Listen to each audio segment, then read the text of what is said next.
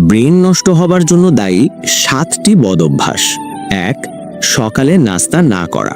সকালে নাস্তা না করলে ব্রেন ঠিকমতো কাজ করতে পারে না, মাথা ঝিমুনি দেয়, মনোযোগ কমে যায়। 2. রাতে দেরিতে ঘুমানো।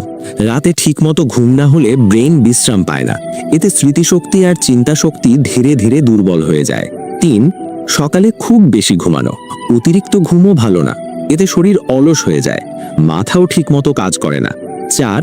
ইচ্ছা করে প্রস্রাব আটকে রাখা। এই অভ্যাস শরীরের পাশাপাশি মাথার উপরও চাপ ফেলে, এটা খুবই ক্ষতিকর। 5.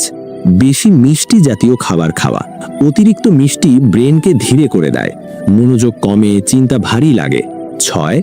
খাবার সময় মোবাইল বা টিভি দেখা। খাওয়ার সময় মন অন্যদিকে থাকলে ব্রেন ঠিকভাবে খাবারের সিগন্যাল পায় না, এতে হজম আর মন দুটোই ক্ষতিগ্রস্ত হয়। 8. মাথায় ক্যাপ বা পায়ে মোজা পরে ঘুমানো। ঘুমের সময় শরীরের তাপ ঠিকমতো বের হতে না পারলে ব্রেন আরাম পায় না।